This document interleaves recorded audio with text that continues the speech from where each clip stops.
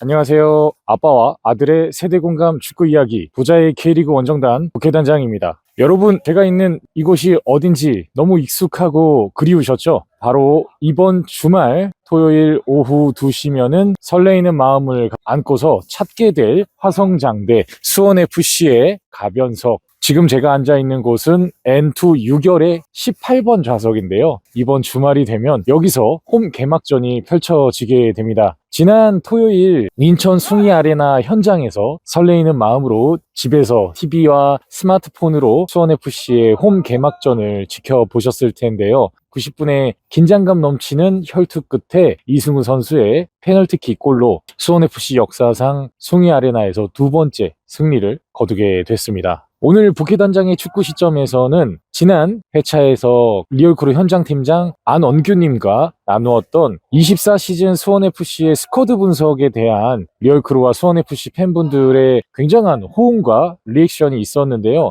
그 기운을 받아서 1라운드 리뷰 그리고 2라운드 전북 현대와의 홈 경기, 바로 이곳 캐슬파크에서 펼쳐질 홈 개막전에 대한 프리뷰도 함께 진행을 해보도록 하겠습니다. 우선은 제가 지난 부단시에서 경남 안원규님과 함께 포지션별로 스쿼드 분석을 해드렸었잖아요. 그럼 1라운드 리뷰도 그와 같은 형식으로 포지션별로 이야기를 좀 나눠보도록 하겠습니다. 우선 첫 번째로 감독 이야기를 역시 안 할 수가 없겠죠. 정말 수원FC라는 클럽 명 말고는 모든 게 바뀌었던 2024 시즌에 김은중 감독의 수원FC였습니다. 선수단과 감독, 코칭 스텝이 전부 다 거의 대부분의 구성원들이 변화했기 때문에 구단을 지지하는 저희 수원FC 팬들에게마저도 미지의 팀이고 수수께끼 팀이었는데요. 그 베일을 드디어 벗게 됐습니다. 김은중 감독이 구사했던 축구 같은 경우에는 정말 굉장히 어떻게 한마디로 표현한다면 콤팩트하다고 해야 할까요? 제가 현장에서 깃발 응원을 하면서 지켜봤을 때에는 미처 몰랐는데 당일에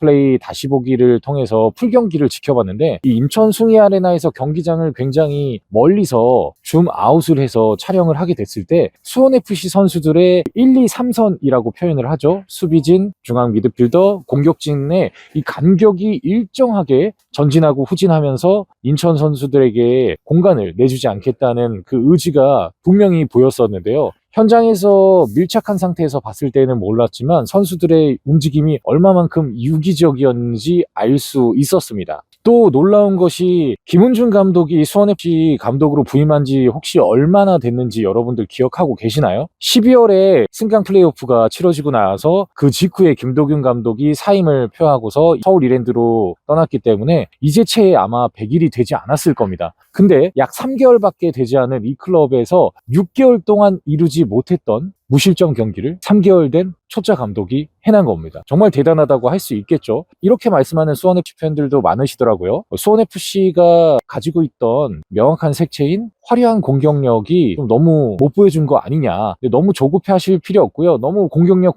하면 본인의 추갈못이라는 것을 인증하게 되니까 그런 멘트는 좀 삼가하시는 게 좋습니다. 농담이고요. 왜 부캐단장이 그렇게 생각을 하느냐라고 이렇게 말씀을 드려보면, 우선은 앞서 말씀드렸다시피 김은중 감독이 수원FC라는 팀을 만드는데 단 전지훈련에서 쏟았던 그 시간밖에 없었습니다. 바로 개막전 인천과의 경기를 준비를 했어야 했는데요. 그러다 보니까 정말 팀을 만들 시간이 얼마 없었죠. 정말 수비를 이렇게 잘 구성을 하고 골키퍼를 포함한 11명의 구성원이 이렇게 팀을 끈끈하게 만드는 시간이 단시간 내에 해냈다는 걸 저는 너무 대단하다라고 생각하고, 아마 김은중 감독이 정말 24시즌의 K리그 감독 사이에서 정말 뛰어난 지략가이자 전술가로서 평가받을 수 있지 않을까라는 기대마저도 하게 됐습니다. 김은중 감독이 인터뷰를 통해서도 밝혔지만 현재 자신이 추구하고 만들고자 하는 팀의 완성도가 50%밖에 안 됐다고 했죠. 그 50%는 매 경기를 치러가고 준비하면서 만들어가겠다고 했습니다. 그리고 대부분 그렇게 공을 들여야 하는 부분이 바로 공격 전개와 마무리, 득점을 하는 과정이라고 감독 본인이 스스로 밝혔을 정도이니까요. 현재 수원FC는 완성된 팀이 아닌 미완성의 팀이고, 또 이제 완성의 단계를 위해서 시즌 중에 계속해서 담금질을 해야 된다라고 생각을 하고요. 누차 말씀드렸지만 이 단기간 내에 이 끈끈한 수비 조직을 만들어냈다는 거에서부터 김은중 감독의 축구에 기대를 걸어볼 수 있지 않나라고 생각을 하게 됩니다. 그러면 두 번째로 공격수 부분입니다. 몬레알 선수에 대한 이야기를 먼저 해보면 역시 좀 쉽지 않았죠. 현장에서 몸 푸는 거를 봤었는데 역시나 피지컬과 공중볼 그리고 헤딩 기술이 뛰어나다는 거를 워밍업 동안에는 알 수 있었습니다. 하지만 실제 이제 경기에 들어가게 됐을 때 몬레알 선수의 부진이라기보다는 팀이 워낙 공격 전개라든가 몬레알 선수가 득점을 할 수 있는 찬스를 만들어주기가 제한적인 상황이다 보니 아무래도 공격수가 고립되고 또 기회를 창출하기가 좀 어려운 상황일 수밖에 없었다고 생각을 하고요. 지동원 선수 같은 경우에는 저는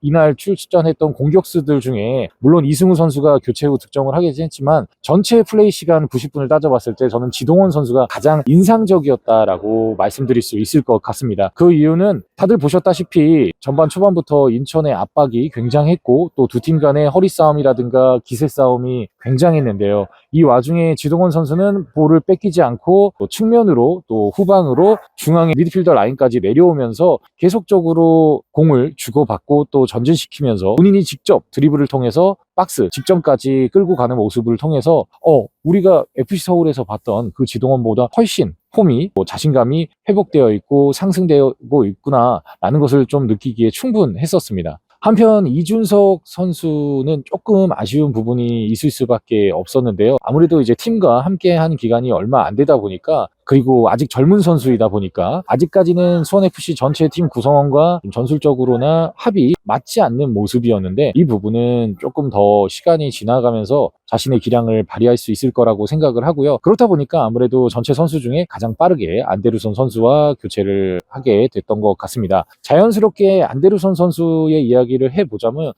이미 어느 정도 팬들 사이에선 소문이 났다시피 드리블과 또 전진성, 기술만큼은 굉장했었습니다. 문제는 중앙선에서부터 페널티 박스, 또 파이널 서드라고 하는 이 공격을 진행할 수 있는 지역까지는 잘 전진을 하는데 아쉬운 마무리 패스와 슈팅이었습니다. 물론 저희가 지켜보고 또 중계로 봤듯이 인천 숭이 아레나의 잔디 상태, 그라운드 상태가 매우 좋지 않기는 했었지만 그렇다고 하더라도 좀 안데르손 선수의 마무리 능력은 좀 아쉬움이 있었습니다. 하지만 예전에 대구와 포항에서 뛰었던 제카 선수 같은 경우에도 해외에서 선수 생활을 했을 때는 그렇게 인지도와 스탯이 좋은 선수가 아니었지만 K리그에 적응하면서 자신이 뛰어난 선수로서 평가받지 않았던 것을 탈피하면서 K리그에서 환골 탈퇴를 했던 여러 외국인 선수의 사례가 K리그에는 있거든요. 그렇기 때문에 개막전에서 안데르손 선수가 충분한 드리블이라든가 전진 능력은 보여주었지만 마무리 부분에서 아쉬웠던 부분도 조금 더 수원FC와 함께 하면서 발전시켜 나가고 자신감을 있게 보여줄 수 있지 않을까라고 생각을 하게 됐습니다. 그리고 후반 들어서 투입됐던 이승우 선수와 이광혁 선수가 안데르손 선수와 함께 투입이 되자 확실히 미드필더에서 굉장히 고전하고 있던 윤빛가람 선수가 물 만난 고기처럼 자신의 기량을 조금씩 보이기 시작했고요. 그리고 몬레알 선수와 교체했던 정재민 선수 같은 경우에는 굉장한 피지컬과 또 공중 제압 능력을 보여줄 수 있을 거라고 생각되지만 아직까지는 마치 22시즌의 이영준 선수처럼 팀의 베테랑 선수들과의 합을 맞추기에는 조금 아쉬움이 있는 부분이 있었습니다. 대표적으로 경기 중에 이승우 선수가 밀어 넣어주는 스루 패스를 전진하면서 제대로 체크하지 못해서 패스를 흘려보내게 되는 그런 모습들도 있었는데요. 이승우 선수도 굉장히 좀 답답해하고 속상해하는 모습도 있었고 정재민 선수 본인도 좀 아쉬워하는 표정이었는데요. 첫 술에 배부를 수는 없으니까 젊은 우리 공격수들도 잘 해낼 거라고 기대를 하고 있습니다. 이렇게 1라운드 수원FC의 공격수들의 활약을 대략적으로 살펴봤는데요. 아무래도 아직까지는 냉정하게 이야기해서 불협화음이라든가 합의에 맞지 않는 모습들이 좀 많았었습니다. 미드필드 선수와의 연계 부분들에 있어서도 마찬가지고요. 이 부분은 확실히 김은중 감독이 이야기했던 것처럼 좀 시간을 필요로 하고 더 담금질과 노력과 훈련을 통해서 계속적으로 발전시켜 줄 것으로 기대를 하고 있습니다. 다음으로 미드필더 진입니다. 이날의 미드필더는 U22세 전북현대에서 임대로 온 강상윤 선수, 그리고 이제는 어느덧 수원FC에서 2년차 베테랑 윤빛가람, 그리고 수원 삼성 블루윙즈에서 이적 후에 데뷔 경기를 가진 정승원 선수가 함께 활약을 했는데요. 경남님께서는 지난 스쿼드 분석에서 정승원 선수가 워낙 멀티성이 다양하기 때문에 미드필더로 과연 출전할까 이런 의구심을 좀 가지셨었는데 북해단장은 정승원 선수가 가장 자연스럽고 편안하게 활약할 수 있는 부분은 중앙 미드필더라고 말씀을 드렸었는데요. 눈으로 보셨겠지만 왜 국회단장이 맨날 정승원에게 하드워커 했는지 눈으로 다들 확인하셨죠. 정말 공이 움직이고 있고 살아있다면은 쉼없이 계속해서 전진하고 달리는 선수고요. 인천 숭례아레나에서 시야에서 멀어진 그 순간에도 흰색 유니폼의 7번만큼은 명확하게 계속해서 보였던 것 같습니다. 윤빛가람 선수는 전반 내내 상대의 강한 견제에 좀 고전을 할 수밖에 없었는데요. 아무래도 팀이 재창단에 가까운 리빌딩을 하는 과정에 있어서 실질적인 경기를 풀어나가는 에이스가 윤빛가람이고, 그러면 인천 입장에서는 윤빛가람을 막아야 수원FC의 혀를 끊을 수 있다라고 판단을 했을 테니 상대에게 강한 압박을 받을 수밖에 없었습니다. 강상윤 선수 같은 경우에는 외모에서 풍기는 이미지 때문에 그런가 저는 해버지 맨체스터 유나이티드의 레전드, 대한민국 축구 영원한 캡틴 박지성 선수를 좀 떠오르게 했는데요. 여러분들 맨체스터 유나이티드에서는 수비형 윙어, 측면 미드필더로 국가대표에서는 여러분들이 잘 알고 있지만, 사실 또 박지성 선수가 중앙 미드필더 또는 중앙 공격형 미드필더로서도 많이 활약을 했었거든요. 강상윤 선수가 많이 뛰면서 왜소한 몸이긴 하지만 몸싸움도 다부지게 이겨내는 모습들과 상대에게 픽파울을 많이 얻어내는 모습들을 지켜보면서 저는 뭔가 넥스트 박지성이 되지 않을까, 이런 기대감마저도 가지게 했는데요.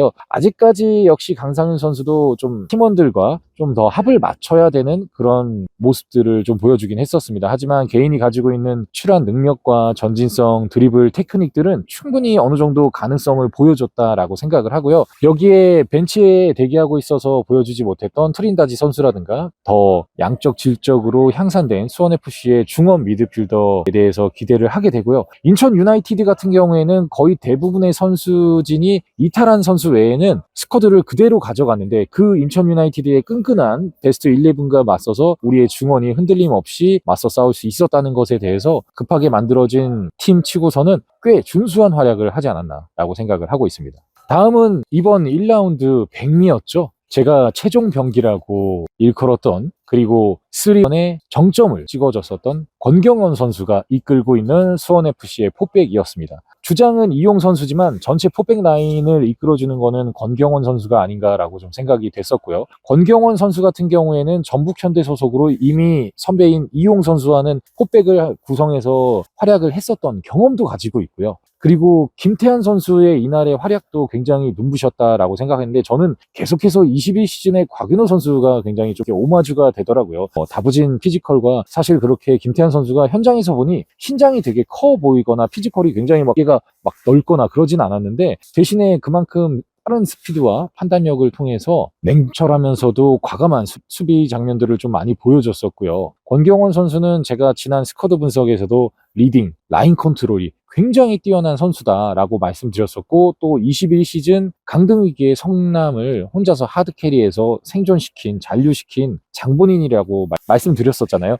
여러분 눈으로 확인하셨는데 어떠셨나요? 권경원 선수 정말 대단하지 않습니까? 사실 수비를 리딩한다는 것, 이게 눈에 보이는 능력이 아니잖아요. 몸싸움이라든가 헤딩 수비를 한다든가 또 태클을 한다든가 이렇게 눈에 띄는 능력이 아닌데, 중계를 보신 분들은 아마 느끼셨을 거예요. 김은중 감독이 계속 그라운드를 향해서 권경원 선수를 콜하는 경우가 굉장히 많았습니다. 이거는 제가 미뤄 짐작한데 무슨 뜻일까라고 이렇게 좀 되짚어보면, 뭔가 경기 상황에 따라서 수비진이라든가 전체 라인을 조율하거나 짚어줘야 되는 부분이 있으면 감독 본인의 의지를 권경원 선수를 통해서 전달을 하고 있다라는 이런 느낌을 좀 저는 받았었거든요. 권경원 선수의 수비에 대한 리딩력, 그리고 경기에 대한 통찰력, 냉정함, 이런 부분에 있어서 사실상 그라운드에 김은중이 하나 있지 않았나 라는 생각들을 해보게 됐고요. 권경원 선수는 아무래도 이번 시즌 베스트 11에 충분히 들 수 있는 실력이지 않았나, 그런 것들을 보여주게 됐고, 역시 권경원은 권경원이다. J리그에서 부진하다고 권경원을 불안해했던 이 추갈못들 나가! 그리고 박철우 선수는 전반에는 좀 불안한 모습들도 있었고 위태위태한 모습들도 있었는데, 전체적으로 이용, 김태한, 권경원, 박철우까지 철의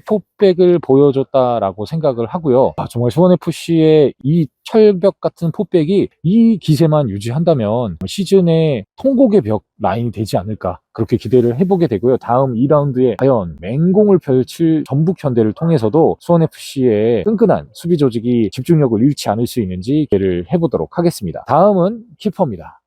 정말 감사합니다. 정말 감사합니다. 저와 경남님이 이렇게 두 손 모아 제발이라고 이야기했던 안정적인 넘버원 키퍼의 플레이를 안준수 선수가 보여줬다라고 생각하고요. 물론 이게 안준수 선수 개인의 능력도 있겠지만 앞서 이야기했던 미드필더 정승원 선수가 많은 공간들을 위치하면서 압박을 해줬고, 또 수비 라인을 안정적으로 이끌어줬던 권경원 선수를 중심으로 한 포백 선수들이 잘 지켜줬다라고 생각을 하고요. 하지만 그 제한적인 찬스와 완벽한 슈팅 기회에도 결국 안준수를 넘지 못했기 때문에 인천이 득점하지 못했다라고 생각을 합니다. 이날 김태환, 권경원에게 돌아가면서 굉장히 고전했던 수원FC의 킬러, 인천의 파검의 피니셔 무고사 선수는 정말 이렇다는 활약을 보이지 못했는데요. 그나마 무고사 선수에게 기회가 왔을 때 안준수라는 키퍼의 큰 산을 넘지 못했었습니다. 안준수 선수는 이날 경기장에서 제가 좀 직접 확인하고 가까이에서 보면서도 느낄 수 있었던 거는 안정적인 캐칭이라든가 공중볼 처리 능력은 한 경기를 본 거긴 하지만 이 리그2에서 봤던 것처럼 좀 안정적인 모습을 보여줬고, 또 리그1이라고 해서 선수가 불안하거나 그러진 않았던 것 같습니다. 또 굉장히 좋은 발기술을 보여주기도 하고, 일부러 공격수가 자신을 압박하도록 좀 끌어내리면서 그 타이밍에 정확하게 팀원들에게 장거리 패스를 시도하는 모습들도 보여줬었는데요. 아마 안준수 선수가 이렇게 좀 발밑 기술이라든가 빌드업 능력이 된다라고 생각을 하면 상대 공격수들이 좀 강하게 압박을 할 수도 있을 것 같습니다. 왜냐면 안준수 선수가 좀 약간 볼을 끌고 공격수가 접근하기 하는 것을 유도해서 볼 처리를 할 거라는 거를 상대가 파악하게 되면은 좀 강한 압박이 들어올 수도 있을 것 같은데, 또 안준수 선수가 또 그때에는 또 그에 맞춰서 잘 대응을 할 것이라고 생각을 하고요. 1라운드에 권경원 선수를 중심으로 한 포백과 또 안준수 선수가 든든하게 90분을 버텨줬기 때문에 임빛가는 선수가 상대 페널티 박스에서 페널티킥을 얻어내게 됐을 때 또 이승우 선수의 득점까지 이뤄내서 역전승을 하는 기회를 충분히 만들 수 있었다라고 생각하고 있습니다. 이렇게 1라운드 선수들의 포지션별로 간략하게 한번 베스트 11을 중점적으로 해서 지난 1라운드 인천과의 경기를 좀 돌아봤고요. 2라운드 전북전 간단하게 좀 예상을 해보겠습니다. 전북현대가 항상 좀 해볼만 하다,